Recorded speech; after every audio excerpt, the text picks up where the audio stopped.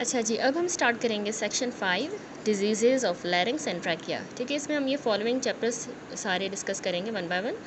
तो आज जो इस वीडियो में हम चैप्टर करेंगे वो है chapter number 56 anatomy and physiology of larynx. तो इसमें देखें, इस फिगर में दिखाया गया है कि जो लैरिंक्स है ना, ये लाई करता है बिल्कुल हमारे हाइपोफेरिंक्स के फ्रंट पे। ठीक है, in front of the hypopharynx opposite to the third to sixth cervical vertebrae. ये थर्ड सर्वाइकल वर्टिब्री से सिक्स सर्वाइकल वर्टिब्री के बिल्कुल ऑपोजिटली यहाँ पे इन फ्रंट ऑफ हाइपोफेरिंक्स हमारा लैरिंक्स लाई करता है। अब ये जो है वर्टिकली वो मूव करता है। ठीक है, vertically and in antero posterior direction भी ये मूव करता है ड्यूरिंग द स्वेलविंग एंड फोनेशन। ठीक है, जब भी हम बात करते हैं या स्वेलो करते हैं तो ये antero posteriorly and vertically move करेगा। इसके अलावा ये हम पैसिवली भी इसको मूव कर सकते हैं from side to side, producing a characteristic grating sensation. ठीक है, जब हम इसको ऐसे साइड टू साइड मूव करेंगे तो एक ग्रेटिंग सेंसेशन प्रोड्यूस होती है जिसको हम लैरिंजियल क्रेपिटस कहते हैं। अब एडल्ट के अंदर जो लैरिंक्स है एक्सटेंड कितना मतलब एंड कब कहाँ पे करेगा, at the lower border of the C6 vertebrae. ये हमारी C6 वर्टिब्री है, इसके लोअर बॉर्डर पे एडल्ट्स में ये यहाँ पे लैरिंक्स जो है ख़त्म होता है। अच्छा, तो उसके बाद अब आ जाते हैं लैरिंजियल कार्टिलेजेस पे। लैरिंक्स जो है ना, इसमें 3 अनपेयर्ड और 3 पेयर्ड कार्टिलेजेस होते हैं। तो हमारे पास इसमें जो 3 अनपेयर्ड कार्टिलेजेस हैं यानी सिंगल होंगे, पेयर नहीं होगा जिनका, वो आ जाता है उसमें नंबर 1 ये thyroid cartilage, number 2 cricoid cartilage. ठीक है, यहाँ पे ये जो आपको विजिबल है ये है cricoid cartilage, this is the thyroid cartilage. And number 3 हमारे पास जो ये एपिग्लोटिस। ये तीनों देखिए सिंगल हैं, अनपेयर्ड। जबकि पेयर्ड कार्टिलेजेस कौन से हैं? Number 1 एरिटेनॉइड cartilage, number 2 corniculate. ठीक है, बिल्कुल इसी के ऊपर ये corniculate. And number 3 cuneiform. Cuneiform cartilages जो हैं ये इस फिगर में देखें, ये एरिटेनॉइड, ये कॉर्निक्यूलेट और इसी के बिल्कुल से यहाँ पे छोटा सा ये क्यूनिफॉर्म कार्टिलेज। ठीक है, तो ये 3 हो गए हमारे पास पेयर्ड। ये दोनों साइड्स पे होंगे तभी हम इनको पेयर्ड कह रहे हैं। ठीक है, बाकी जो थे थायरॉयड, एपिग्लोटिस एंड क्रिकोइड वो अनपेयर्ड कार्टिलेजेस। तो 3 पेयर्ड एंड 3 अनपेयर्ड। तो अब जो है इंडिविजुअली हम हर एक कार्टिलेज को डिस्कस करेंगे। सबसे पहले आ जाते हैं थायरॉयड कार्टिलेज पे। अच्छा जी, तो ये जो थायरॉयड कार्टिलेज है ये सबसे लार्जेस्ट हमारे इन लैरिंक्स के कार्टिलेजेस में है। ठीक है, बल्कि इवन पूरी बॉडी में हमारे पास ये BCQ पॉइंट है कि सबसे लार्जेस्ट कार्टिलेज कौन सा है, तो वो थायरॉयड कार्टिलेज है। ठीक है, अब इसमें 2 एले हैं जो मीट करेंगे एंटीरियरली और एंगल बना देते हैं 90 डिग्री का मेल्स में, जबकि 120 डिग्री का ये एंगल बनाएंगे फीमेल्स में। ठीक है, यहाँ पर इस फिगर में देखें, ये थायरॉयड कार्टिलेज जो है फीमेल्स में आपने याद रखना है 120 डिग्री का ये एंगल बना रहा है। ठीक है, जो 2 इसके एले मिलके 120, जबकि मेल्स में ये 90 डिग्री का एंगल बनेगा। और इसके अलावा वोकल कॉर्ड्स जो होते हैं ना, वो हमारे middle of the thyroid cartilage पे अटैच होते हैं। यहाँ पे देखें, ये वोकल कॉर्ड है और ये middle of the thyroid cartilage पे अटैच हुए हुए हैं। ठीक हो गया। अब मोस्ट ऑफ जो लैरिंजियल फॉरेन बॉडीज़ होती हैं वो अरेस्ट हो जाती हैं above these vocal cords, that is above the middle of the thyroid cartilage, यानी हमारे थायरॉयड कार्टिलेज के मिडल पे बिल्कुल ये फॉरेन बॉडीज़ यहाँ पे अरेस्ट हो जाती हैं। और इसके अलावा हम एक इफ़ेक्टिव मतलब एयरवे भी बना सकते हैं, प्रोवाइड कर सकते हैं बाय पियर्सिंग दिस क्रिकोथायरॉयड मेम्ब्रेन। ठीक है, ये जो क्रिकोथायरॉयड मेम्ब्रेन है यहाँ इसको ही हम पियर्स करके और इंट्यूबेशन वगैरह करते हैं ना, एयरवे क्रिएट करते हैं, तो इस प्रोसीजर को कहते हैं क्रिकोथायरोटोमी। ठीक हो गया, तो यहाँ पे थायरॉयड कार्टिलेज कंप्लीट हुआ। नेक्स्ट है हमारे पास क्रिकोइड कार्टिलेज। अच्छा, ये जो फिगर है इसमें देखें, ये येलो कलर का जो है ये क्रिकोइड कार्टिलेज डिनोट किया गया है। ये ओनली कार्टिलेज है जो कंप्लीट रिंग बनाता है। देखिए, ये आगे से और ये अंदर से अगर हम इसको देखें तो ये कंप्लीट रिंग बनाएगा। इसका जो ये पोस्टीरियर पार्ट है ये एक्सपेंड होता है और लेमिना बना देता है, जबकि इसका एंटीरियर पार्ट जो है ये एक नैरो है।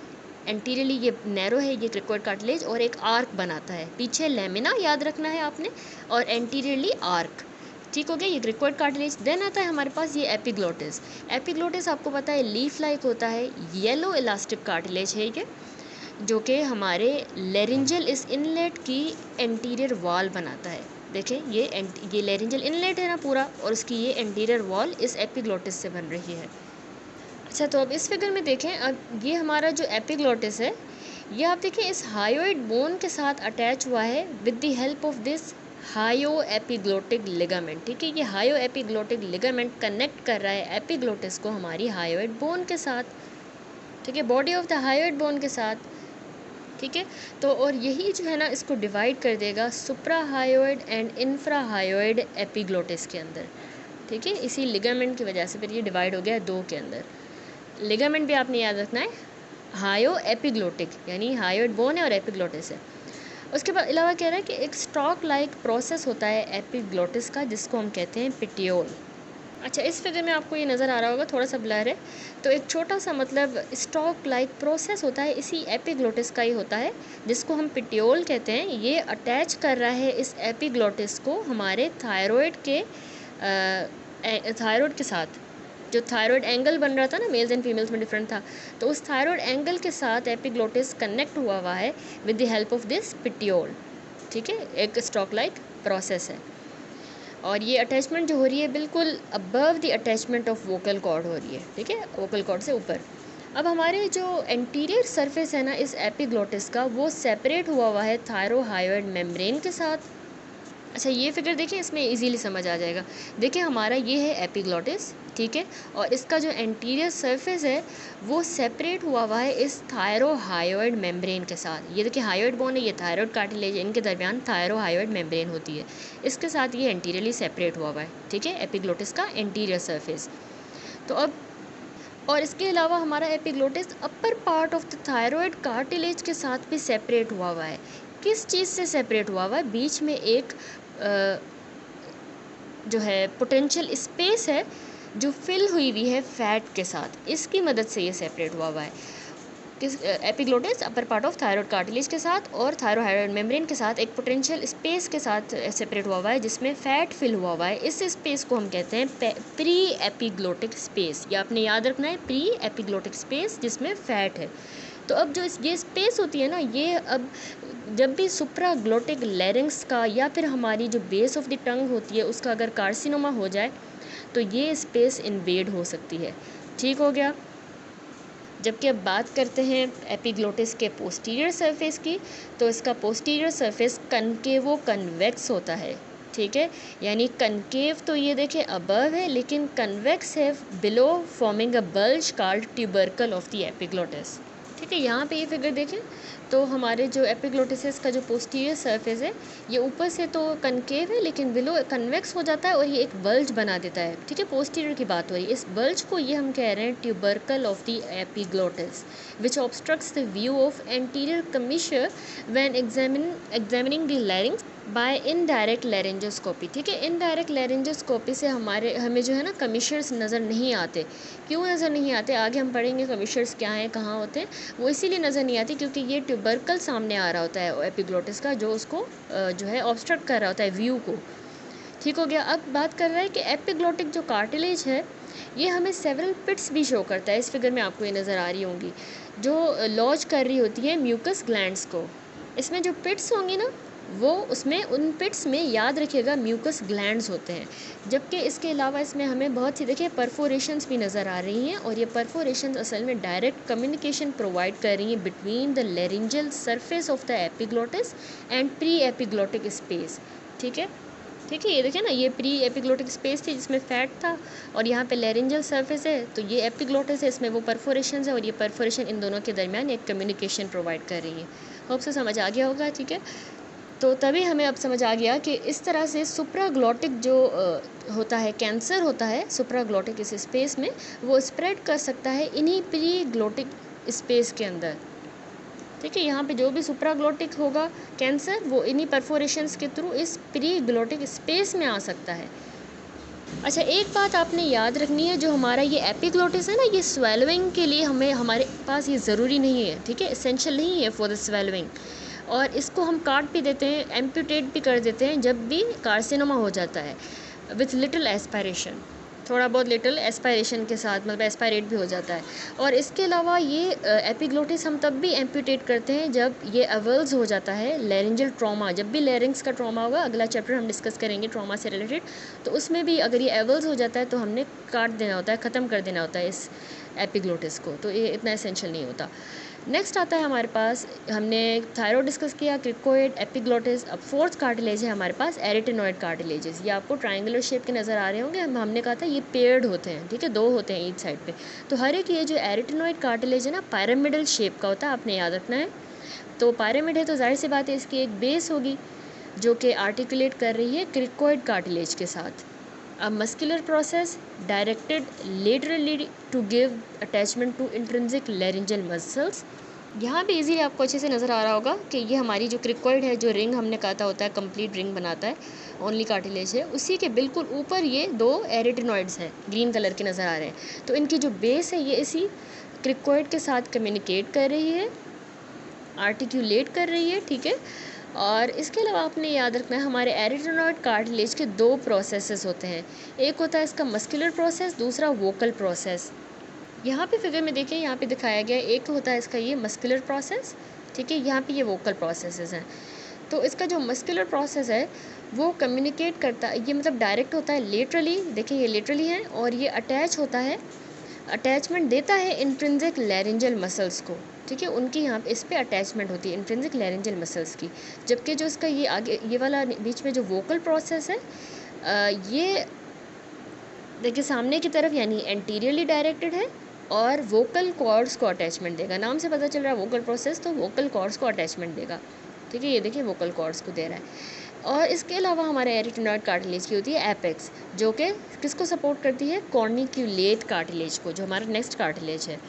तो यहाँ पे जो फिगर है इसमें दिखाया गया है ये एरिटिनॉइड्स हैं, ये इनका वोकल प्रोसेस जो यहाँ पे वोकल कॉर्ड्स को सपोर्ट देगा, मस्कुलर प्रोसेस जो हमारे अटैचमेंट देगा इंट्रिंसिक लैरिंजियल मसल्स को, और इनके ऊपर इसकी एपेक्स होती है, बेस तो हमने कहा कर रही है आर्टिकुलेट क्रिकोइड के साथ, बाकी बचा इसकी एपेक्स।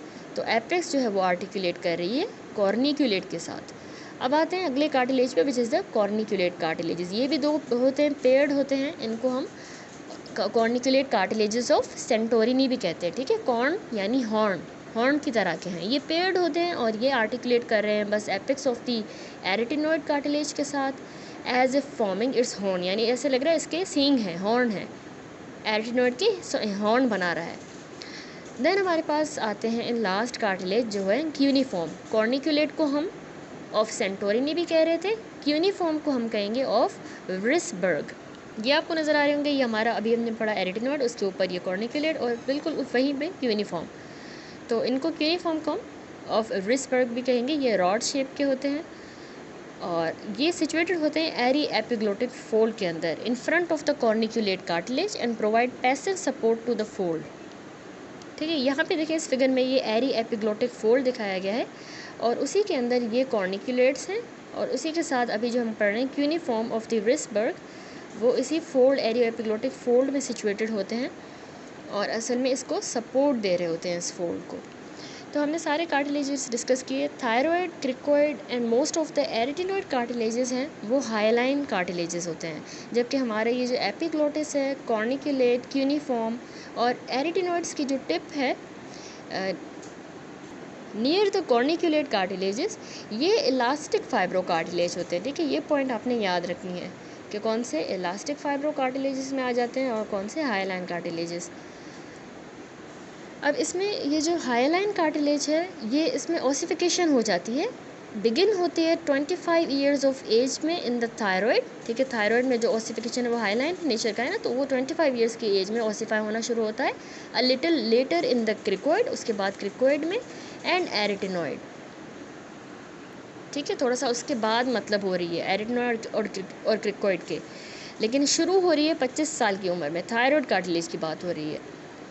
और कंप्लीट कब होगी थायरॉयड कार्टिलेज की ossification? By the 65 years of age, ठीक हो गया। अब कैल्सिफिकेशन जो इन कार्टिलेजेस में देखी गई है ये कंफ्यूज भी हो सकती है फॉरेन बॉडी के साथ ऑफ द ईसोफेगस या फिर लैरिंग्स ऑन द एक्सरे, यानी हम जब एक्सरे करवाते हैं तो ये कैल्सिफिकेशन असल में इन कार्टिलेजेस की होती है, जबकि हम इसको कंफ्यूज भी कर सकते हैं कि शायद ये फॉरेन बॉडी हो ईसोफेगस में या लैरिंग्स में, जबकि वो कैल्सिफिकेशन होती हैं, ठीक है। तो यहाँ पे सारी जो हमारी एनाटमी में लैरिंजियल कार्टिलेजेस कंप्लीट हुए। अब हम आ जाते हैं लैरिंजियल जॉइंट्स कौन से होते हैं। तो इसमें भी सबसे पहले हमारे पास क्रिको एरिटिनॉइड जॉइंट। अच्छा, इस फिगर में देखें जो हमने दो पढ़े थे हमारे एरिटिनॉइड कार्टिलेजेस, और वो असल में कम्युनिकेट आर्टिकुलेट कर रहे हैं नीचे वाली जो क्रिकोइड कार्टिलेज है उसके साथ, तो इसको हम कहते हैं क्रिको एरिटिनॉइड जॉइंट इनका बनता है, ठीक है। तो आपने याद रखना ये साइनोवियल जॉइंट होता है, ठीक है, और इसको कैप्सुलर लिगामेंट भी सराउंड कर रहा होता है, ठीक है। अब ये बनता कैसे, हमने कहा हमारे इस एरिटेनॉइड की बेस होती है और हमारे क्रिकोइड लैमिना का जो है ना अपर फैसेट होता है, इन दोनों से ये जॉइंट बनेगा। अब मूवमेंट्स बहुत इंपॉर्टेंट है, यहाँ पे दो तरह की मूवमेंट्स होती हैं इस जॉइंट में। Number 1 rotatory movement and number 2 gliding movement. Rotatory movement में देखिए क्या हो रहा है कि जो एरिटेनॉइड कार्टिलेजेस हैं ये अराउंड द वर्टिकल एक्सिस ऐसे मूव कर रहे हैं, ठीक है, रोटेट कर रहे हैं या वर्टिकल एक्सिस पे मूव कर रहे हैं। तो उससे क्या होगा, एबडक्शन हो रही है या फिर एडक्शन हो रही है। देखिए एबडक्शन एंड एडक्शन हो रही है किनकी, हमारे वोकल कॉर्ड्स की, यूँ एडक्ट यूँ एबडक्ट, ठीक है, ये हो रहा है due to the rotatory movement. दूसरी होती है नंबर 2 ग्लाइडिंग मूवमेंट। उसमें क्या होता है, एक जो हमारा एरिटेनॉइड है वो ग्लाइड करेगा टूवर्ड द अदर कार्टिलेज या अवे फ्रॉम इट, यानी एक एरिटेनॉइड दूसरी की तरफ जो है ग्लाइड करेगा उसकी तरफ या उससे दूर। तो उससे भी क्या हो रहा है, हमारे जो ग्लोटिस का इसका जो पोस्टीरियर पार्ट है उसकी ओपनिंग होगी या फिर उसकी क्लोजिंग होगी। तो ये दो बहुत इंपॉर्टेंट मूवमेंट्स है, rotatory and gliding movement of the crico arytenoid joint. Number 2 हमारे पास आता है क्रिकोथायरॉइड जॉइंट। अच्छा, क्रिकोथायरॉइड जॉइंट जो है ये भी याद रखिएगा सेम साइनोवियल जॉइंट ही होता है। अब हर एक बनता कैसे, हमारा ये थायराइड कार्टिलेज है ना, इसका ये है इन्फीरियर कॉर्नुआ, ठीक है, inferior कॉर्नुआ of the thyroid cartilage with a facet on the cricoid cartilage. जबकि ये रिंग की तरह का हमारा जो क्रिकोइड कार्टिलेज है इसके साथ फैसेट, और ये बनेगा साइनोवियल जॉइंट। तो अब यहाँ पे जो मूवमेंट है वो कैसे होगी कि हमारा जो ये क्रिकोइड कार्टिलेज है ना ये मूव करता है ट्रांसवर्स एक्सिस पे ऑन एट दीज जॉइंट, ठीक है, ट्रांसवर्स एक्सिस पे ये मूव करेगा जो ट्रांसवर्सली इसी जॉइंट से पास होगी, ठीक है। अब ये दो इंपॉर्टेंट हमारे जॉइंट्स हो गए। उसके बाद आ जाता है हमारे पास लैरिंजियल मेम्ब्रेन्स।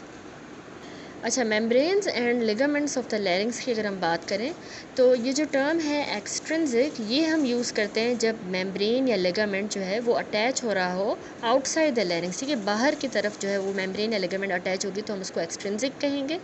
जैसे कि फॉर एग्जांपल हायोइड बोन के साथ अगर अटैच हो रहा है या फिर ट्रैकिया के साथ, ठीक है, बाहर की तरफ हो रहा है।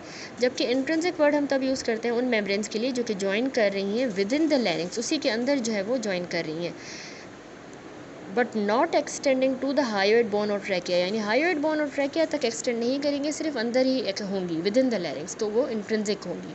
तो सबसे पहले एक्सट्रिंसिक मेम्ब्रेन्स एंड लिगामेंट्स हैं। ये फिगर देखिए 56.1, यहाँ पे हमारे पास 3 दिखाई गई हैं जो एक्सट्रिंसिक हैं। थायरोहायोइड मेम्ब्रेन, ठीक है, ये आपको विजिबल है, थायरोहायोइड मेम्ब्रेन नंबर 1, दूसरी क्रिकोट्रैकियल मेम्ब्रेन, और तीसरी है हमारे पास हायो एपिग्लोटिक लिगामेंट, ठीक है। इस फिगर में देखें ये हायो एपिग्लोटिक लिगामेंट, ये भी एक्सट्रिंसिक में आ जाता है। तो थायरोहायोइड मेम्ब्रेन की अगर हम बात करें तो ये कनेक्ट कर रही है, नाम से पता चल रहा है, थायरॉयड कार्टिलेज को हायोइड बोन के साथ, ठीक है, और ये पियर्स होती है by the superior laryngeal vessels and internal laryngeal nerve. ये बहुत इंपॉर्टेंट है, ये BCQ पॉइंट है कि इस मेम्ब्रेन को पियर्स कौन करेगा, ये आपको फिगर में भी नज़र आ रहा है। एक तो सुपीरियर लैरिंजियल नर्व इसको पियर्स करती है, दूसरी हमारी सुपीरियर लैरिंजियल वेसल्स, ठीक है। दूसरी हमारी एक्सट्रिंसिक मेम्ब्रेन है क्रिकोट्रैकियल मेम्ब्रेन। क्रिकोट्रैकियल मेम्ब्रेन नाम से पता चल रहा है क्रिकोइड कार्टिलेज को फर्स्ट ट्रैकियल रिंग के साथ ही अटैच कर रहा है। तो ये, इसके अलावा थर्ड है हमारे पास हायो एपिग्लोटिक लिगामेंट। ये हमने बात की कि एपिग्लोटिस को हायोइड बोन के साथ अटैच करवाता है, ठीक है, लिगामेंट है वो, 2 मेम्ब्रेन से एक लिगामेंट। एक्सट्रिंसिक के बाद आ जाते हैं इंट्रिंसिक मेम्ब्रेन्स एंड लिगामेंट्स पे। उसमें हमारे पास आ जाती हैं क्रिकोवोकल मेम्ब्रेन, ठीक है, नंबर 2 क्वाड्रेंगुलर मेम्ब्रेन जो इसी के ऊपर है, number 3 cricothyroid ligament, and number 4 thyroepiglottic ligament, ठीक हो गया। तो ये 4 हमारे पास आ जाती हैं इंट्रिंसिक मेम्ब्रेन। तो सबसे पहले है क्रिकोवोकल मेम्ब्रेन। इस फिगर में देखें क्रिकोवोकल मेम्ब्रेन असल में एक ट्रायंगुलर फाइब्रो इलास्टिक मेम्ब्रेन होती है। अच्छा, ये फिगर देखिए, इसको मतलब ये लैरिंग्स है, उसको हमने यूँ इस तरह से काटा है, कट सेक्शन है उसमें हम देख रहे हैं, ठीक है, अंदर से ये हमें नज़र आ रहा है। सबसे पहले हम डिस्कस कर रहे हैं क्रिकोवोकल मेम्ब्रेन, ये आपको नज़र आ रही है, ये ट्रायंगुलर फाइब्रो इलास्टिक मेम्ब्रेन होती है। इसका जो अपर बॉर्डर है ये फ्री होता है और स्ट्रेच करता है between the middle of the thyroid angle to the vocal process of arytenoid. जो थायरॉयड एंगल हम चैप्टर के शुरू में डिस्कस किया ना, वहाँ से लेके एक्सटेंड करेगी इसका upper border to the vocal process हमारे एरिटेनॉइड के हमने 2 मस्कुलर एंड वोकल प्रोसेस पढ़े थे। इसका जो वोकल प्रोसेस है उसके साथ जाके क्रिको वोकल मेम्ब्रेन का अपर बॉर्डर अटैच होगा। ठीक हो गया। अब इसके लोअर बॉर्डर की बात करें तो वो अटैच हो रहा है to the arch of the cricoid cartilage. ठीक है, नीचे हमारा ये होता है ना क्रिकोइड कार्टिलेज, उसकी आर्क बनती है, उस आर्क के साथ क्रिको वोकल मेम्ब्रेन का लोअर बॉर्डर अटैच हो रहा है।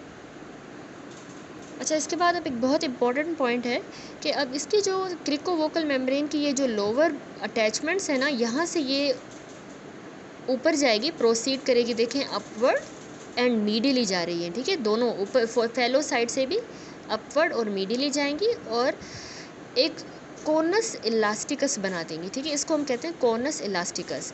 अब ये वो जगह है जहाँ पे सब ग्लोटिक जो फॉरेन बॉडीज़ हैं ये कभी कभार यहाँ पे इम्पैक्ट हो जाती हैं। ठीक है, इस कोनस इलास्टिकस में।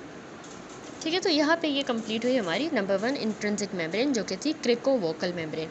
नंबर 2 होती है क्वाड्रेंगुलर मेम्ब्रेन। अच्छा, ये आपको फिगर में नज़र आ रही है क्वाड्रेंगुलर मेम्ब्रेन।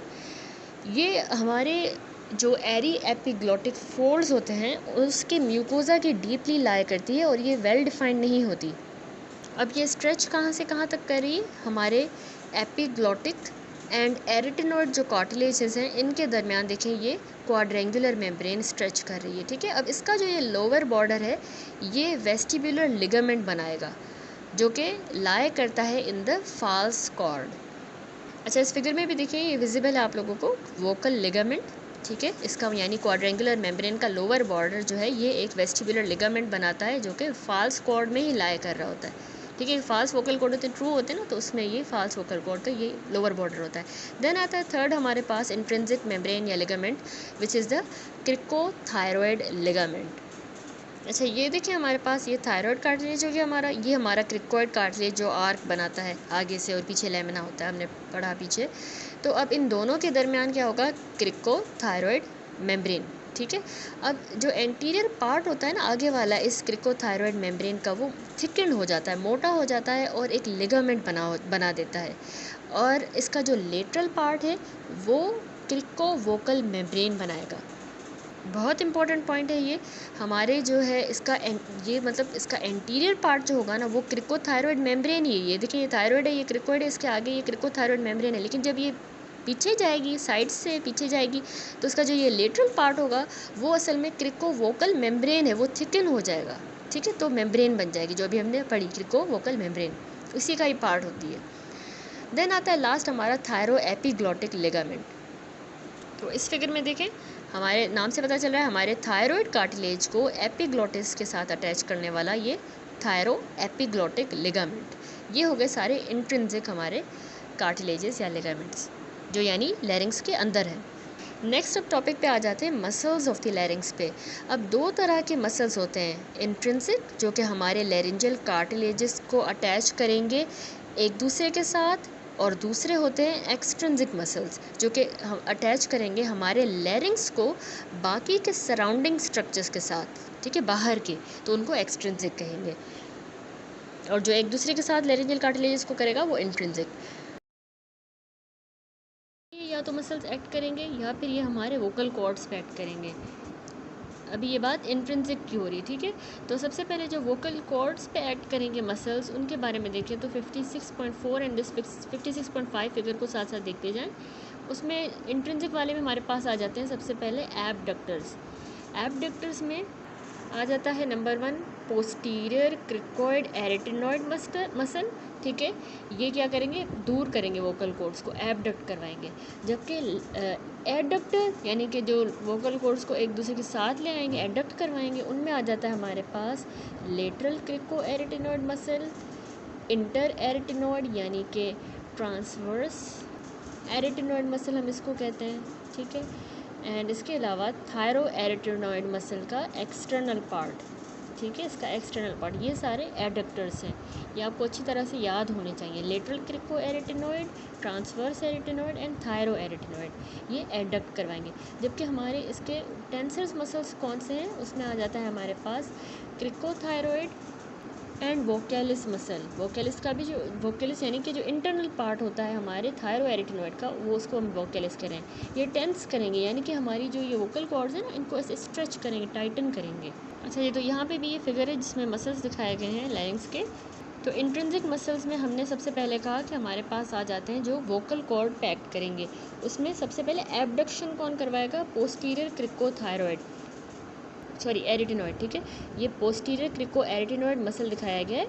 तो यहाँ पर देखिए ये क्रिकोइड का लैमिना आपको नज़र आ रहा है, उस पर देखिए ये पोस्टीरियर क्रिको एरिटिनॉइड लगे हुए हैं। तो ये करेंगे क्या? जब ये ऐसे कॉन्ट्रैक्ट करेंगे तो हमारे इन वोकल कॉर्ड्स की यूँ एबडक्शन होगी, ठीक हो गया। इसी तरह फिर हमने 3 एडक्टर्स पढ़े, उसमें पहला था लेटरल क्रिको एरिटिनॉइड।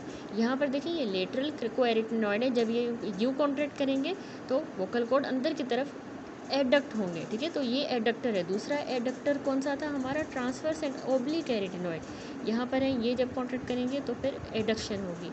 एंड थर्ड था हमारा वोकैलिस एंड थायरोएरिटिनॉइड मसल, इनकी भी कॉन्ट्रैक्शन से हमारे वोकल कॉर्ड्स की एडक्शन होगी, ठीक हो गया। देन हमने पढ़े टेंसर्स। टेंसर्स में हमने कहा क्रिकोथायरॉइड, यहाँ पर देखिए फिगर में ये क्रिकोथायरॉइड, ये क्रिकोइड और यहाँ पे थायरॉइड, इनके बीच में क्रिकोथायरॉइड मसल दिखाया है। जब ये कॉन्ट्रैक्ट करेगा तो हमारे वोकल कॉर्ड्स जो हैं इनकी टेंसिंग हो जाएगी, यानी कि बिल्कुल खिंचाव होगा इनके अंदर, स्ट्रेच हो जाएंगे, टेंस हो जाएंगे, ठीक है। तो उसमें एक आ गया क्रिकोथायरॉइड, दूसरा होता है हमारे वोकैलिस मसल का इंटरनल पार्ट, ठीक है। ये हमारे वोकैलिस मसल ही है, उनका जो इंटरनल पार्ट है वो भी इसमें टेंस करेगा। और इसके अलावा आ जाता है हमारे पास दैट्स इट। अब ये सारे थे जो वोकल कॉर्ड पैक करते हैं। अब हमारे वो मसल्स, इंट्रिंसिक मसल्स की बात करेंगे हम, जो लैरिंजल इनलेट पे एक्ट करते हैं। उसमें 2 टाइप्स आ जाती हैं, एक openers of the laryngeal inlet, दूसरे इस इनलेट के, और दूसरे इसके closures of the laryngeal inlet, ठीक है। यानी इस इनलेट को सबसे पहले हम देखेंगे ओपन कौन सा हेल्प करता है मसल, इसको ओपन करने में हेल्प कौन सा करेगा। एक है हमारा थायरो एपिग्लोटिक, वो थायरो एरिटिनॉइड का ही पार्ट है, ठीक है। यहाँ पे आपको ये फिगर में नज़र आ रहा होगा, ये हमारा है थायरो एरिटिनॉइड मसल और ये थायरो एपिग्लोटिक। ये थायरो एपिग्लोटिक जो है ये इसी थायरो एरिटिनॉइड का ही पार्ट है, ठीक हो गया। तो अब ये थायरो एपिग्लोटिक क्या करेगा? हमारे लैरिंजल इनलेट को ओपन करने में मदद करता है, ठीक है। अब क्लोज़र कौन सा है हमारे इस लैरिंजल इनलेट का? इंटर एरिटिनॉइड, उसका भी ओब्लिक पार्ट, ठीक है। यहाँ पर फिगर में देखिए ये जो है ओब्लिक एरिटिनॉइड आपको नज़र आ रहा है, ठीक है। तो ये क्या करते हैं? इसको हेल्प करेंगे क्लोज करने में, लैरिंजल इनलेट को क्लोज कर देंगे, ठीक है। इंटर एरिटिनॉइड का ओब्लिक पार्ट। और इसके अलावा जो एरी एपिग्लोटिक है, यानी कि हमारा posterior oblique part of the interarytenoid, ठीक है, इसकी बात हो रही है। इसको हम कहते हैं posterior oblique part of the interarytenoid. ये भी हेल्प करता है closure of the laryngeal inlet में, ठीक हो गया। तो ये दोनों क्लोजर्स हो गए। अब इंट्रिंसिक मसल यहाँ पे कंप्लीट हुआ। एक्सट्रिंसिक मसल्स की बात करते हैं तो वो क्या करते हैं? एक्सट्रिंसिक बेसिकली हमारे लैरिंग्स को नेबरिंग वाले स्ट्रक्चर्स के साथ कनेक्ट कर रहे होते हैं।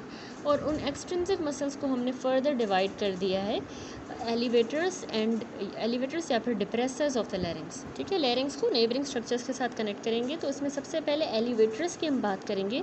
तो हमारे जो लैरिंग्स के प्राइमरी एलिवेटर्स होते हैं ना, वो एक्ट करते हैं डायरेक्टली, जैसा कि वो अटैच होते हैं हमारे इस थायरॉयड कार्टिलेज के साथ, ठीक है। और उसमें आ जाता है हमारा स्टाइलोफेरिंजिस मसल।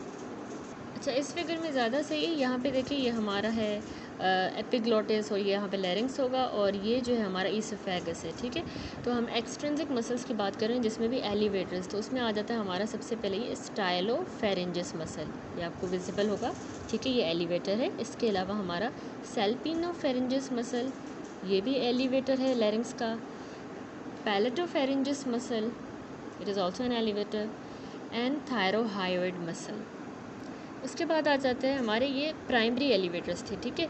अब सेकेंडरी एलिवेटर्स कौन से होते हैं? जो प्राइमरी वाले डायरेक्टली एक्ट कर रहे थे और थायरॉयड कार्टिलेज से अटैच होते हैं, ठीक है, लेकिन सेकेंडरी वाले इनडायरेक्टली एक्ट करते हैं और अटैच हुए होते हैं हमारी हायोइड बोन के साथ। तो इन सेकेंडरी मसल्स में आ जाता है हमारे पास माइलोहायोइड, जो सबसे मेन मसल है, ठीक है, लैरिंग्स को बोन के साथ यानी हायोइड बोन के साथ अटैच कर रहा है, माइलोहायोइड।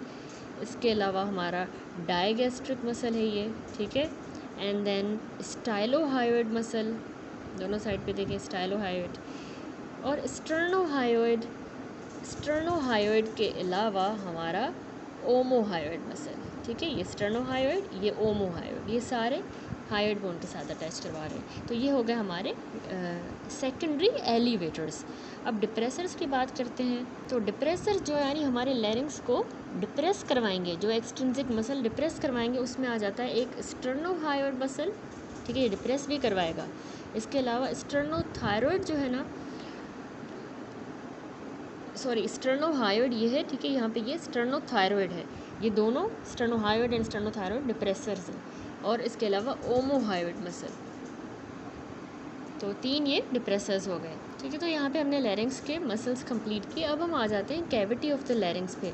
देखिए हमारी जो ये लैरिंजल कैविटी होती है ना, ये स्टार्ट होती है जैसे ही लैरिंजल इनलेट है वहाँ पे, इस पे ये स्टार्ट हुई कैविटी, और ये कम्युनिकेट करती है हमारे फेरिंग्स के साथ, और फिर ख़त्म हो जाएगी lower border of the cricoid cartilage पे। ये क्रिकोइड कार्टिलेज इसके लोअर बॉर्डर पे ख़त्म होगी, ठीक है। यहाँ पर देखिए ये लैरिंजल इनलेट, ठीक है, यहाँ से शुरू होकर क्रिकोइड कार्टिलेज का लैमिना इसके लोअर बॉर्डर पे ये ख़त्म होगी, और यहाँ से फिर ये कम्युनिकेट करती है with the lumen of trachea, ठीक है, ट्रैकिया के लूमन के साथ। अब याद रखिएगा 2 पेयर्स ऑफ फोल्ड्स, वेस्टिबुलर और वोकल जो हैं वो डिवाइड कर देते हैं हमारी कैविटी को 3 हिस्सों के अंदर, ठीक है। 2 पेयर्स होते हैं फोल्ड्स के, वो इसको डिवाइड कर देते हैं 3 हिस्सों में। एक वेस्टिबुलर फोल्ड है और दूसरे वोकल फोल्ड, तो 3 कैविटीज़ बन जाती हैं फर्दर इसी के अंदर। तो उसमें आता है हमारा वेस्टिब्यूल, एक कैविटी का नाम है वेस्टिब्यूल, दूसरी है वेंट्रिकल और तीसरी है सब ग्लोटिक स्पेस। अब सबसे पहले बात करते हैं इनलेट ऑफ लैरिंग्स की। हमारा ये जो इनलेट होता है ना लैरिंग्स का, ये ओब्लीक ओपनिंग होती है, जो सामने की तरफ यानी कि एंटीरियरली बाउंड हुई है by free margin of epiglottis, ठीक है, ये आपको नज़र आ रहा है, anteriorly free margin of epiglottis है। ऑन द साइड्स यहाँ पे एरी एपिग्लोटिक फोल्ड्स हो गए, और पोस्टीरियरली इंटर एरिटिनॉइड फोल्ड, ठीक है, ये इंटर एरिटिनॉइड फोल्ड इसके पोस्टीरियरली है। ये हो गया हमारा इनलेट। अब वेस्टिब्यूल की बात करें, एक हमने कैविटी कहा इसी के अंदर होती है। वेस्टिब्यूल एक्सटेंड करता है इस लैरिंजल इनलेट से लेकर वेस्टिब्यूलर फोल्ड्स तक, ठीक है, ये हैं हमारे वेस्टिब्यूलर फोल्ड्स, यहाँ तक जो है वो अंदर होंगे, ठीक है, म्यूकोजल फोल्ड्स होते हैं, वहाँ तक एक्सटेंड करेगी ये फिगर देखें तो यहाँ पे देखिए लैरिंजल इनलेट था, फिर नीचे हम गए हैं, तो ये जो वेंट्रिकुलर फोल्ड है इन्हीं को हम वेस्टिबुलर फोल्ड्स कह रहे हैं, ठीक है, फाल्स कोड्स भी इसी को कहते हैं। यहाँ तक आ गई हमारी पूरी कैविटी जो है उसको हम वेस्टिब्यूल कहेंगे। तो अब इसकी जो एंटीरियर वॉल है वो बनती है by the posterior surface of epiglottis, ठीक है, ये देखिए एपिग्लोटिस का पोस्टीरियर सरफेस होगा उसके एंटीरियर वॉल में, वेस्टिब्यूल की बात हो रही है। और वेस्टिब्यूल्स की साइड कैसे बनी है, by the ary epiglottic folds and उनकी मदद से। और पोस्टीरियरली इसके क्या होगा, पोस्टीरियरली म्यूकस मेम्ब्रेन होगी जो कि ओवरलाई कर रही होगी एंटीरियर सरफेस ऑफ एरिटिनॉइड्स को, ठीक है, हमारे एरिटिनॉइड्स होते हैं ना उनके ऊपर जो म्यूकस मेम्ब्रेन होगी वो उन पे चढ़ी हुई होगी, ठीक हो गया। तो ये पूरी यहाँ तक हो गई वेस्टिब्यूलर कैविटी, वेस्टिब्यूल। अब आते हैं दूसरी कैविटी है वेंट्रिकल, जिसको हम साइनस ऑफ लैरिंग्स भी कहते हैं। वेंट्रिकल क्या चीज़ होती है, ये एक डीप एलिप्टिकल स्पेस होती है हमारे इस वेस्टिब्यूलर से लेके और वोकल कॉर्ड फोल्ड्स यानी कि ट्रू वोकल कॉर्ड्स के दरमियान। ये वेस्टिबुलर फोल्ड है, ये वोकल कॉर्ड्स हैं, इनके दरमियान जो कैविटी है ना, डीप एलिप्टिकल सी जो स्पेस है, उसको हम वेंट्रिकल कहते हैं या साइनस ऑफ द लैरिंग्स कहेंगे, ठीक है। Also extending a short distance above and lateral to the vestibular fold. तो यहाँ पर देखें a short distance above and lateral to the vestibular fold के भी ये रन करती है ये कैविटी, ये एलिप्टिकल कैविटी, इसको हम कह रहे हैं इट इज़ द वेंट्रिकल या साइनस ऑफ द लैरिंग्स, ठीक है। ये हो गया हमारा वोकल फोल्ड और ये वेस्टिबुलर फोल्ड, इनके दरमियान ये कैविटी है। अब वेंट्रिकल जो होता है ना, जो सैक्यूल होता है, अब देखें सैक्यूल एक डाइवर्टिकुलम होता है हमारी म्यूकस मेम्ब्रेन का, ठीक है। यहाँ पर देखें ये इसी को हम सैक्यूल कह रहे हैं, ठीक है। ये होता क्या है, ये डाइवर्टिकुलम है म्यूकस मेम्ब्रेन का और lateral to the vestibular fold, sorry ये डाइवर्टिकुलम है हमारी म्यूकस मेम्ब्रेन का जो स्टार्ट हो रहा है from the anterior ventricular cavity से लेके और एक्सटेंड कर रहा है देखिए ऊपर की तरफ बिटवीन द वेस्टिबुलर फोल्ड, यानी एक फाल्स और एक ट्रू वोकल फोल्ड जो है इनके दरमियान एक्सटेंड कर रहा है, ऊपर की तरफ जा रहा है। And lamina of the cartilage, यहाँ पे देखिए यहाँ पे हमारा थायरॉइड कार्टिलेज है, उसका लेमिना है उनके दरमियान है, ठीक है, ये फोल्ड्स हैं और कार्टिलेज है, इसके दरमियान ये एक्सटेंड करेगा। तो जब एबनॉर्मली इनलार्ज हो जाएगा कब किसी डिजीज़ वगैरह में, और जब ये डिस्टेंड हो जाएगा तो ये एक लैरिंजोसील बना देता है। वो क्या होता है, वो एक एयर कंटेनिंग सैक होती है जो कि प्रेजेंट हो सकती है नेक के अंदर, ठीक है, पेशेंट के गले में यानी नेक पे हमें वो एयर कंटेनिंग सैक नज़र आएगी। वो यही सैक्यूल होता है जो डिस्टेंड हो जाता है और इनलार्ज हो जाता है, इसको हम कहेंगे लैरिंजोसील।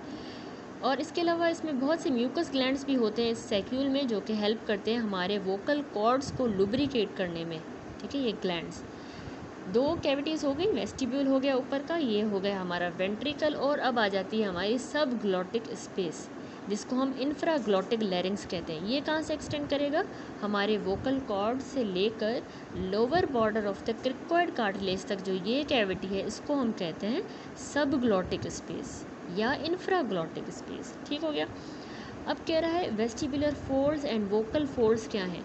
वेस्टिबुलर फोल्ड्स मैं आपको बताऊं, वेस्टिबुलर फोल्ड्स जो है वो दो होते हैं नंबर में, ठीक है। एक ये है, ये पिंकिश सा आपको जो नज़र आ रहा है इसको हम वेस्टिबुलर फोल्ड कह रहे हैं, ठीक है, दो हैं। और हर एक जो फोल्ड होता है म्यूकस मेम्ब्रेन का एक्सटेंड करेगा anteroposteriorly across the laryngeal cavity, ठीक है। और इसमें जो है ना it contain the vestibular ligament, a few fibres of the thyroarytenoid muscle and mucous gland, यानी इसमें म्यूकस ग्लैंड्स भी होंगे, कुछ जो है हमारे थायरोएरिटिनॉइड जो मसल था इस मसल के, इसके फाइबर्स भी होंगे, इसी के, ये बाहर से उसी के अंदर से यही है ना, तो उसके फाइबर्स इसमें हो सकते हैं थायरोएरिटिनॉइड के। और इसके अलावा म्यूकस ग्लैंड्स एंड हमारे पास इसमें वेस्टिबुलर लिगामेंट भी होगा, ठीक हो गया। ये हो गया वेस्टिबुलर फोल्ड जिनको हम फाल्स वोकल कॉर्ड कहते हैं। अब ट्रू वोकल कॉर्ड क्या है या वोकल फोल्ड्स जिनको हम कहते हैं, ये ब्लू कलर के आपको नज़र आ रहे हैं, ये दो पर्ली वाइट शार्प किस्म के बैंड्स होते हैं जो एक्सटेंड करते हैं हमारे मिडल ऑफ थायरॉयड एंगल्स पे to the vocal process of arytenoid, ठीक है। हमारे यहाँ पे नीचे एरिटिनॉइड्स होंगे ना, उनका जो वोकल प्रोसेस है उनके साथ अटैच हुआ है, और सामने जो है middle of the thyroid angle पे ये अटैच हुए हैं, ठीक है। पीछे एरिटिनॉइड के वोकल प्रोसेस, आगे थायरॉयड का middle of the thyroid angle पे, तो ये वोकल फोल्ड्स हैं।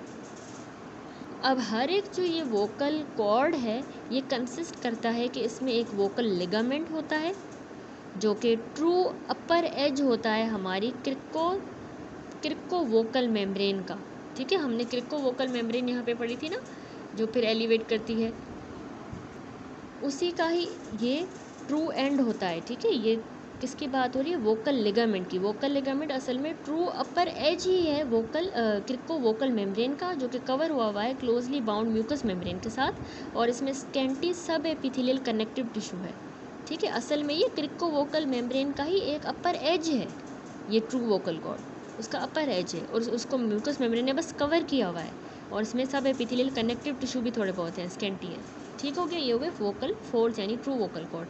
अब आ जाते हैं रिमा ग्लोटाइडस क्या होता है, यानी ग्लोटिस। तो रिमा ग्लोटाइडस या ग्लोटिस क्या है, ये एक इलोंगेटेड सी स्पेस होती है between the vocal cords anteriorly and vocal process and base of the arytenoid posteriorly. यानी अगर ये फिगर देखें तो हम किसकी बात करें, ग्लोटिस। ग्लोटिस क्या है, जिसको हम रिमा ग्लोटाइडस भी कहते हैं।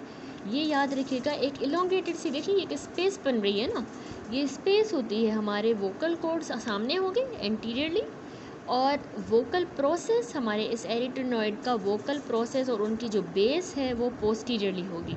तो इनके दरमियान ये जो एक स्पेस बन रही है इसको हम कहते हैं ग्लोटिस या रिमा ग्लोटाइडस, ठीक हो गया। ये इनकी बाउंड्रीज है। अब एंटीरो पोस्टीरियरली ग्लोटिस जो है याद रखिएगा 24 मिलीमीटर होता है मैन में, एंटीरो पोस्टीरियरली ये स्पेस 24, जबकि 16 होती है वुमेन में, ठीक है। मेन में 24, 16 जो है वुमेन में। ये इसका ये जो है ना नैरोवेस्ट पार्ट होता है हमारी पूरी लैरिंजियल कैविटी का, सबसे नैरोवेस्ट। अब एंटीरियर जो 2/3 है हमारे इस ग्लोटिस का, ये बनता है बाय द मेम्ब्रेनस कॉर्ड। ये देखिए ये मेम्ब्रेनस कॉर्ड बना रही है इसका एंटीरियर 2/3, जबकि इसका जो ये पोस्टीरियर 1/3 है ये हमारा वोकल प्रोसेस ऑफ एरिटिनॉइड बना रहे हैं, ठीक हो गया। तो साइज़ और जो शेप होती है इस ग्लोटिस की वो याद रखिएगा वेरी करती है with the movement of the vocal cord. Abduct कर रहे होंगे या एडक्ट, तो ज़ाहिर सी बात है कि स्पेस चेंज होगी। अब हमारी इस रिमा ग्लोटिस का जो एंटीरियर 2/3 है, इसको हम याद रखिएगा फोनेटरी ग्लोटिस भी कहते हैं, ठीक है, फोनेटरी ग्लोटिस। और ये कवर कंसर्न होता है फोनेशन के साथ, जो हम बातचीत करते हैं बोलते हैं, वो फोनेशन में ये एंटीरियर 2/3 हेल्प करता है। जबकि इसका जो पोस्टीरियर 1/3 है, इसको हम कहते हैं रेस्पायरेटरी ग्लोटिस, ठीक है, रेस्पायरेटरी ग्लोटिस इस पोस्टीरियर 1/3 को कहेंगे। तो यहाँ पे फिगर में ये रिमा ग्लोटिस दिखाया गया। एंटीरियर 2/3 वोकल कॉर्ड मेम्ब्रेनस है, पोस्टीरियर 1/3 जो है कार्टिलेजिनस है, और इनके दरमियान की स्पेस को हम कहते हैं phonatory glottis and respiratory glottis respectively. अब हम आ जाते हैं mucous membrane of the larynx पे। देखिए म्यूकस मेम्ब्रेन जो है ना हमारे लैरिंग्स को लाइन कर रही है, ठीक है, और वो उसके साथ लूजली, याद रखिएगा, अटैच हुई हुई है, सिवाय over the posterior surface of the epiglottis. हमारे एपिग्लोटिस का जो पीछे वाला पोस्टीरियर सरफेस होता है ना, यहाँ पर ये लूजली अटैच पोस्टीरियरली नहीं होती, ये टाइटली अटैच होती है, ठीक है। और इसके अलावा ट्रू वोकल कॉर्ड्स जो थे हमने अभी डिस्कस किए, उन पे कॉर्निकुलेट और क्यूनिफॉर्म कार्टिलेजेस पे भी, ये इसी में ही होते हैं, ये कॉर्निकुलेट, ये क्यूनिफॉर्म, और इन पे जो है ये टाइटली हमारी म्यूकस मेम्ब्रेन अटैच हुई है, ठीक हो गया। उसके बाद कह रहा है जो एपिथेलियम है ना इस म्यूकस मेम्ब्रेन का, ये याद रखिएगा सीलिएटेड कॉलमनार टाइप का होता है। लेकिन जो वोकल कॉर्ड्स हैं और हमारे वेस्टिब्यूल का जो ऊपर वाला अपर पार्ट होता है, वहाँ पे स्ट्रेटिफाइड स्क्वामस होगा, वोकल कॉर्ड पे भी और अपर पार्ट ऑफ वेस्टिब्यूल पे स्ट्रेटिफाइड स्क्वामस, वरना बाकी पूरी एपिथेलियम सीलिएटेड कॉलमनार एपिथेलियम है। म्यूकस ग्लैंड हमारी पूरी जो म्यूकस लाइनिंग है लैरिंग्स पे, उस पर डिस्ट्रीब्यूटेड है, पार्टिकुलरली बहुत ज़्यादा कहाँ पे होते हैं, एपिग्लोटिस के पोस्टीरियर सरफेस पे म्यूकस ग्लैंड ज़्यादा होंगे, ठीक है, उस पोस्टीरियर इस वाले सरफेस पे यहाँ म्यूकस ग्लैंड ज़्यादा होंगे। इसके अलावा जो पोस्टीरियर पार्ट है हमारे एरी एपिग्लोटिक फोल्ड का और सैक्यूल्स जो अभी हमने डिस्कस किए, जो एक्सटेंड कर रहे थे, वहाँ पे भी म्यूकस ग्लैंड ज़्यादा होते हैं। लेकिन वोकल फोल्ड्स में जो है म्यूकस ग्लैंड्स नहीं होते, ठीक है, फास्ट वोकल कॉर्ड की बात हो रही है, उनमें म्यूकस ग्लैंड नहीं होते। अब वोकल कॉर्ड का स्ट्रक्चर देखते हैं। अच्छा, अब यहीं से जो है पुराने एंड न्यू एडिशन में थोड़ा डिफरेंस आ रहा है, ठीक है, पुराने एडिशन में यहाँ पे ये नहीं है मेंशन। तो स्ट्रक्चर ऑफ वोकल कॉर्ड में बता रहा है कि हमारी स्ट्रेटिफाइड स्क्वामस एपिथेलियम जो है वो हमने अभी डिस्कस किया कि वोकल कॉर्ड्स को लाइन करती है स्क्वामस, ठीक है, और ये ओवरलाई करेगी लैमिना प्रोप्रिया पे, जो कंसिस्ट करता है 3 लेयर्स का। एक उसमें होती है सुपरफिशियल लेयर जिसको हम रैनकीज स्पेस कहते हैं, बीच में आती है इंटरमीडिएट लेयर एंड देन आती है डीप लेयर, ठीक है। इनको जो है ये जो है लैमिना प्रोप्रिया इन्हीं की बनी होती है, और इसको भी जो है स्क्वामस स्ट्रेटिफाइड स्क्वामस एपिथेलियम ओवरलाई करेगी। अब जो इंटरमीडिएट और जो डीप लेयर है, ये टुगेदर हमारा वोकल लिगामेंट बनाती है, ये इंटरमीडिएट वाली और डीप वाली वोकल लिगामेंट बनाएंगी, ठीक है। तो ये बॉक्स देखें, सबसे पहले होती है हमारे पास एपिथेलियम, वोकल कॉर्ड्स की बात हो रही है ना, एपिथेलियम का बना हुआ है। उसके बाद उसमें आ जाता है लैमिना प्रोप्रिया। अब लैमिना प्रोप्रिया में हमने फर्दर ये 3 चीज़ें पढ़ी, एक होती है उसमें ये सुपरफिशियल लेयर, दूसरी होती है उसमें इंटरमीडिएट लेयर, और तीसरी होती है उसमें ये डीप लेयर, ठीक है। ये बन गया लैमिना प्रोप्रिया। डीप लेयर जो है और जो इंटरमीडिएट लेयर है, ये बनाएंगे हमारा वोकल लिगामेंट, ठीक हो गया। देन उसके बाद हमारा आता है वोकैलिस मसल, ठीक है, वोकैलिस मसल आ गया नीचे। उसके बाद आती है एपिथेलियम और superficial layers of the lamina propria from the cover of the vocal chords, ठीक है। जाहिर सी बात है, मसल है, मसल को भी तो किसी चीज़ ने कवर किया होगा ना, तो उसको भी एक एपिथेलियम कवर कर रही है, और लैमिना प्रोप्रिया की सुपरफिशियल लेयर्स भी उसको यहाँ से भी कवर कर रही है, ठीक है, वोकल कॉर्ड को। तो ये इसकी थोड़ा सा स्ट्रक्चर हो गया। अब आता है हमारे पास लिम्फेटिक ड्रेनेज। देखिए हमारा जो सुप्राग्लोटिक लैरिंग्स होता है, सुप्राग्लोटिक का मतलब है वोकल कॉर्ड से ऊपर वाला लैरिंग्स का जितना भी हिस्सा है वो ड्रेन होता है बाय लिम्फेटिक्स, जो कि पियर्स करेंगे हमारे थायरोहायोइड मेम्ब्रेन को, ठीक है। यहाँ पे हमने देखा ना, ये थायरोहायोइड मेम्ब्रेन है जो कि पियर्स होती है, तो इसको जो है ये पियर्स करेंगे लिम्फेटिक, और फिर यहाँ से वो लिम्फेटिक चला जाएगा अपर डीप सर्वाइकल लिम्फ नोड्स में, ठीक हो गया, याद रखिएगा, अपर डीप सर्वाइकल में। अब इंफ्राग्लोटिक लैरिंग्स की बात करें, यानी वोकल कॉर्ड से नीचे वाला जो भी लैरिंग्स है वो ड्रेन होता है बाय द लिम्फेटिक, जो पियर्स करेंगे क्रिकोथायरॉइड मेम्ब्रेन को, वो थायरोहायोइड मेम्ब्रेन को, अब ये क्रिकोथायरॉइड मेम्ब्रेन को, ठीक है। यहाँ पर ये हमारा थायरॉइड, ये हमारा क्रिकोड, इसके दरमियान होती है क्रिकोथायरॉइड मेम्ब्रेन, उसको जो है ये इंफ्राग्लोटिक वाली लिम्फेटिक पियर्स करेगी, पियर्स करके वो प्री ट्रैकियल और प्री लेरिंजियल नोड्स में जाके ड्रेन करेगी, और फिर वहाँ से ये चली जाएगी lower deep cervical and mediastinal nodes में। रट लीजिए इसको, लोअर डीप सर्वाइकल और मेडियस्टिनल नोड्स। ऊपर वाला जो था वो अपर डीप सर्वाइकल, नीचे वाला लोअर डीप सर्वाइकल एंड मेडियस्टिनल। अब कुछ जो वेसल्स होती हैं वो पियर्स करेंगी हमारी क्रिकोथायरॉयड मेम्ब्रेन को और फिर डायरेक्टली ड्रेन कर जाएंगे लोअर डीप सर्वाइकल में। पहले तो हमने कहा ना कि पहले वहाँ से प्री ट्रैकियल और प्री लेरेंजल, फिर जो है लोअर डीप सर्वाइकल, लेकिन कुछ जो है डायरेक्टली लोअर डीप सर्वाइकल में भी पियर्स करेंगी, ड्रेन करेंगी।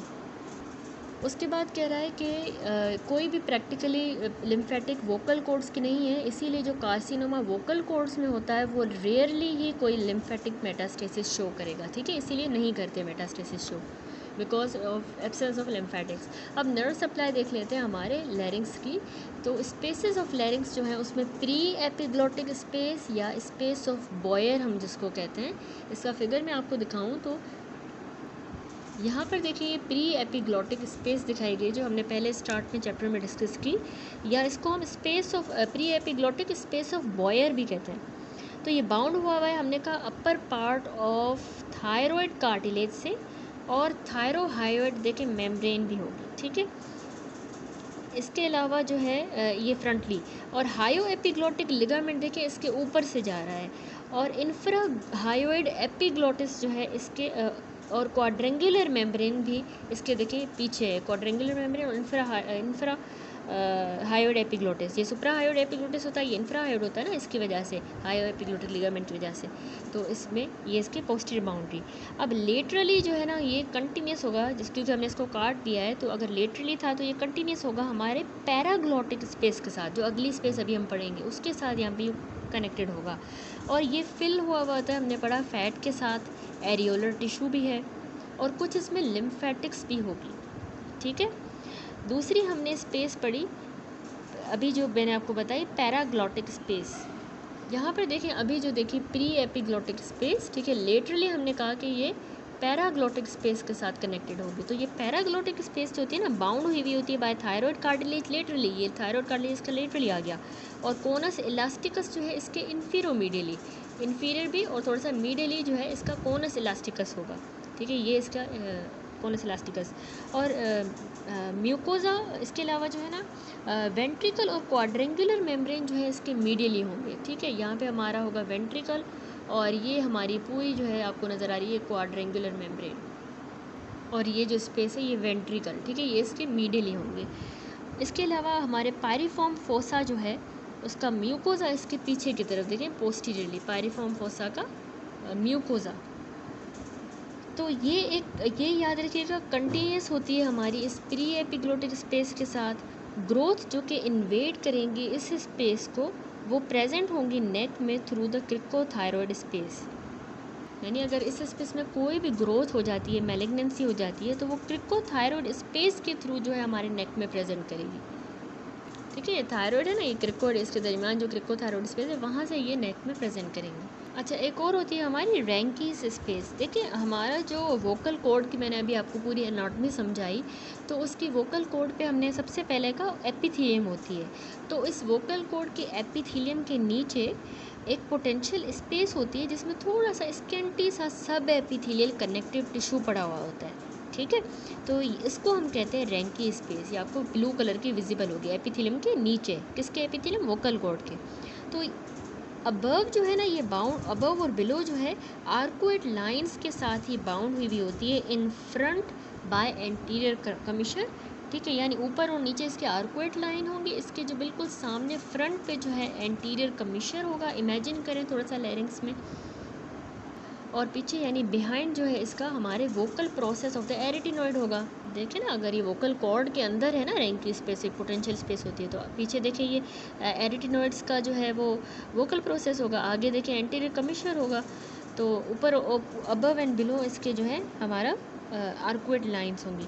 तो अब इडीमा अगर इस स्पेस रैंकी स्पेस के अंदर हो जाता है तो उससे फ्यूसिफॉर्म स्वेलिंग हो जाएगी हमारे मेम्ब्रेनस कॉर्ड्स की। ये हमारे मेम्ब्रेनस यानी ट्रू फोल्ड्स की, ट्रू कॉर्ड्स की जो है मेम्ब्रेनस स्वेलिंग हो जाएगी, याद रखिएगा, उसको हम कहेंगे रैंकीस इडीमा, ठीक है। रेंकी आपको पता होना चाहिए, रेंकी स्पेस होती है, उसमें ये रेंकी इडीमा हुई है। रेंकी स्पेस कहाँ है? वोकल कॉर्ड्स की एपिथेलियम के नीचे एक पोटेंशियल स्पेस है जिसमें कनेक्टिव टिश्यू होता है, सब एपिथेलियल कनेक्टिव टिश्यू। ठीक हो गया।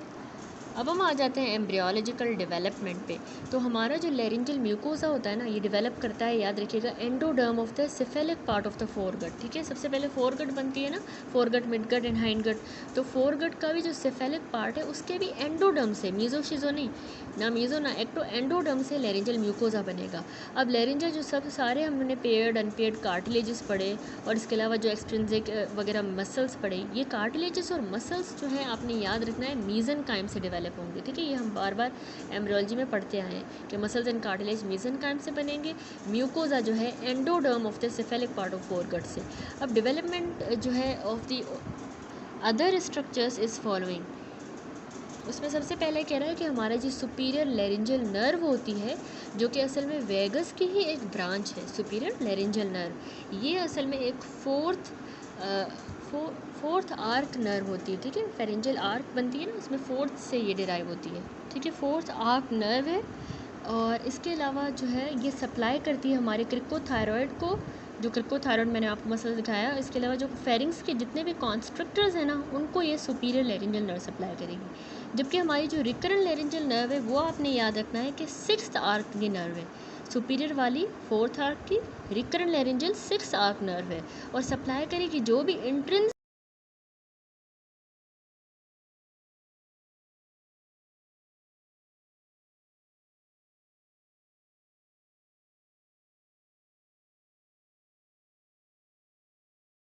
देगी हमारे इंट्रिंसिक मसल्स को, जबकि सुपीरियर लैरिंजल हमारे क्रिकोथायरॉयड और कॉन्स्ट्रक्टर्स ऑफ द फेरिंग्स को। तो यहाँ पे एक अच्छा सा टेबल बना हुआ है जिसमें एपिग्लोटिस जो है बताया गया कि हाइपोब्रेंकियल एमिनेंस से जो है डेवलप हुआ, हमारा अपर पार्ट थायरॉयड कार्टिलेज का फोर्थ आर्क से, जबकि थायरॉयड कार्टिलेज का ही जो लोअर पार्ट है, cricoid cartilage, corniculate, cuneiform, intrinsic muscles सारे लैरिंग्स के, ये सारे सिक्स आर्क से डेवलप होंगे। ठीक है, अब हमारी हायोइड बोन की बात करते हैं। हायोइड बोन की अपर बॉडी भी और उसका लेसर कॉर्नू भी, इसके अलावा अस्टाइलोहायोइड लिगामेंट, ये सारे सेकेंड आर्क से डेवलप हुए। और जो हमारे हायोइड बोन की लोअर पार्ट है, वहाँ अपर पार्ट और लेसर कॉर्नू था, जबकि लोअर पार्ट हायोइड बोन का और ग्रेटर कॉर्नू जो है ये थर्ड आर्क से डेवलप हुए। ठीक है, ये थोड़ी सी एम्ब्रियोलॉजी है जो आपसे वाइवा वगैरह में पूछी जा सकती है, तो उसको अच्छी तरह से याद करना है। अब आ जाता है पीडियाट्रिक लैरिंग्स। देखिए, लैरिंग्स जो है ना इन्फेंट बच्चे के अंदर वो डिफ़र करता है considerably from that of the adult and has great clinical significance. अब क्या फ़र्क होता है? एक तो इन्फेंट का जो लैरिंग्स है वो पोजीशन होता है हाई इन द नेक। ठीक है, एक तो ये बात याद रखें कि चाइल्ड का जो लैरिंग्स है वो नेक के अंदर हाईली पोजीशन, ऊपर जो है हाई पोजीशन में होता है। ठीक है, और जो लेवल होता है ग्लोटिस का वो ऑपोजिट होगा टू C3 या C4, यानी ग्लोटिस जो है वो C3 या C4 के ऑपोजिट होगी और फिर रीच करती है C1 या C2 को ड्यूरिंग स्वेलिंग। यानी जब बच्चा जब जो है वो स्वेलो करेगा तो वैसे तो वो C3 एंड C4 पे है ग्लोटिस, लेकिन स्वेलोइंग पे वो C1 या C2 पे ऊपर जाएगा। ठीक है, लैरिंग्स। अब ये जो हाई पोजीशन है ना, ये अलो करती है इस एपिग्लोटिस को कि ये रीच मीट करे हमारी सॉफ्ट पैलेट के साथ और नेज़ोफेरेंजल चैनल बना देती है नेज़ल ब्रीदिंग के लिए ड्यूरिंग सकलिंग। यानी बच्चा जब सकल कर रहा होता है, दूध पीता है, तो उसको जो है सांस लेने के लिए जो नेज़ोफेरेंजल चैनल चाहिए होता है, ठीक है, नोज़ से और फेरिंग से, तो वो इसी तरह बनता है कि एपिग्लोटिस जो है ऊपर जाएगा और सॉफ्ट पैलेट के साथ जुड़ेगा। ठीक है, तो उसके लिए एक पैसेज बन जाएगा ब्रीदिंग के लिए। अब milk feed passes separately on its own channel over the dorsum of the tongue and the side of epiglottis, thus allowing breathing and feeding to go on simultaneously। यानी जो अब वो दूध पी रहा है, वो दूध जो है स्वेलो करेगा, वो एपिग्लोटिस की साइड से जो है दूध चला जाएगा और फिर अपना ही एक अलग चैनल बना के over the dorsum of the tongue से और साइड ऑफ एपिग्लोटिस, और उसके अलावा उसको ब्रीदिंग भी अलाउ होगी और बच्चा जो है सांस भी ले रहा होगा, साथ में वो फीड भी कर रहा होगा सिमल्टेनियसली। ठीक है, तो इसकी जो है हाई पोजीशन से ये बात सारी जो है रिलेटेड है। इन्फेंट के लैरिंग्स की हाई पोजीशन है इन द नेक। नंबर 2 क्या फ़र्क होता है? जो लेरिंजल कार्टिलेजेस हैं वो आपने याद रखने के इन्फेंट के अंदर नरम किस्म के सॉफ्ट से होते हैं और आसानी से कोलैप्स कर सकते हैं ईजीली।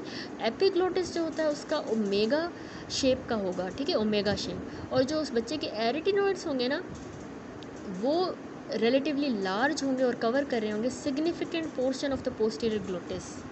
ठीक है, यहाँ पर भी देखें तो ये इन्फेंट का दिखाया गया है और यहाँ पे एडल्ट का है, एनाटमी ऑफ द एयरवे।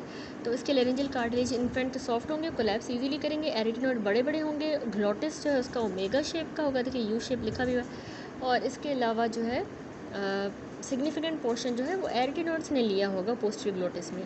इसके अलावा जो थायराइड कार्टिलेज की बात करें इन्फेंट के अंदर, ये थायराइड कार्टिलेज फ्लैट किस्म का होता है। ये ऑल्सो जो क्रिकोइड कार्टिलेज है ना उसको ओवरलैप करेगा, ये देखिए ये क्रिकोइड है उसको ओवरलैप करेगा। इसके अलावा आपने याद रखना है इस फिगर में देखें तो ये थायराइड कार्टिलेज को जूम इन करके दिखाया गया और ये क्रिकोइड, तो यहाँ पे तो अलग है एडल्ट में, लेकिन इसका इन्फेंट का जो थायराइड है वो इस क्रिकोइड के ऊपर ओवरलैप कर रहा है। इसके अलावा ऊपर जो हायोइड बोन होगी ना उसके ऊपर भी ये इटसेल्फ ओवरलैप कर रहा होगा थायराइड, ठीक है, ओवरलैपिंग हमें मिलती है।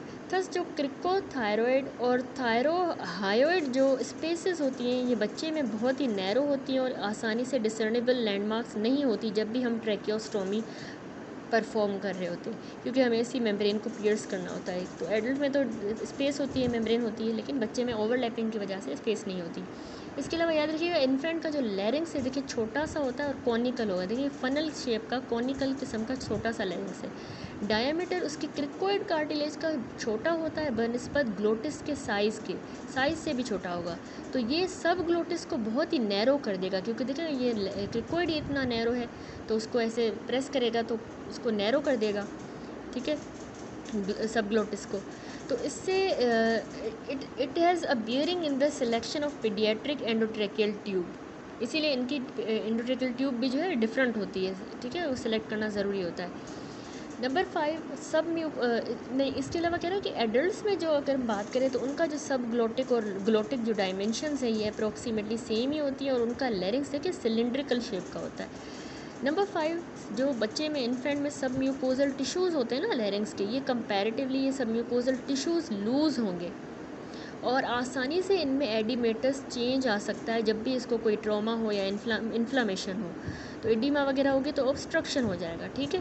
अब इन्फेंट का लैरिंग्स जो है वो 2 स्पर्ट्स इन ग्रोथ शो करता है। पहला तो इसमें जो ग्रोथ होती है जल्दी से वो फर्स्ट 3 ईयर्स ऑफ लाइफ में होती है, ठीक है।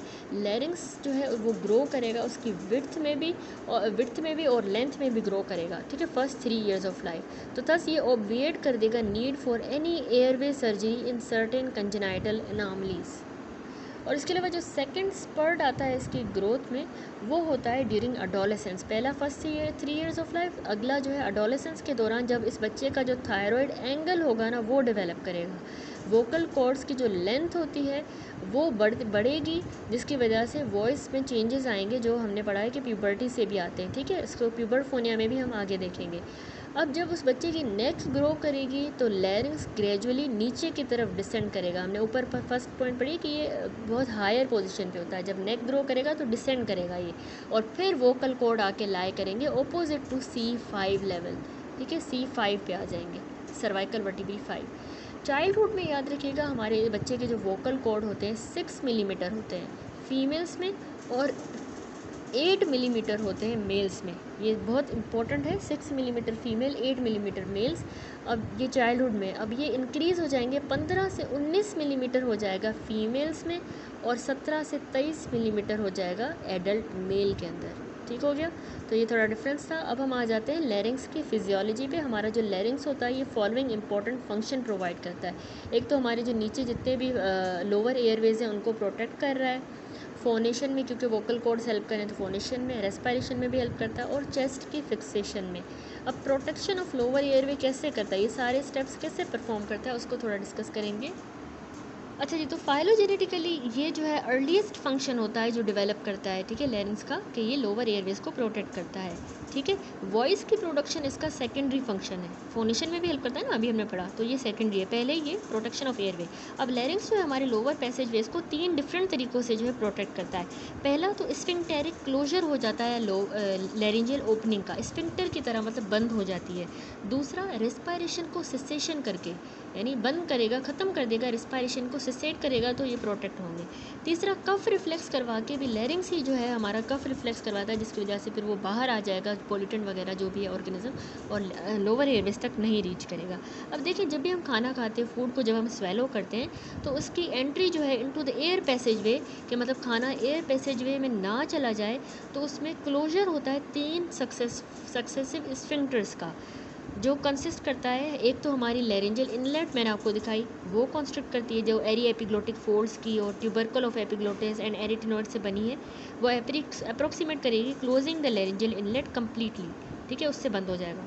दूसरा कौन सा कंस्ट्रक्टर है, हमारे फाल्स कॉर्ड, ठीक है, फाल्स कॉर्ड जिनको हम वेस्टिबुलर फोल्ड कहते हैं, उनकी कंस्ट्रक्शन होती है। तीसरा, हमारी ट्रू कॉर्ड्स की भी कंस्ट्रक्शन होगी, जिनको हम वोकल कॉर्ड्स कहते हैं। तो ये सारे ग्लोटिस को बिल्कुल बंद कर देंगे, ठीक है। थस क्या होगा, कोई भी फॉरेन मैटर जो है, जो हम स्वेलो कर लेते हैं गलती से, एक्सीडेंटली जो है स्वेलो कर लेते हैं या फिर एक्सीडेंटली वॉमिट करते हैं, वो लैरिंग्स में एंटर करेगा, कभी भी मतलब फिर लैरिंग्स में एंटर नहीं कर पाएगा।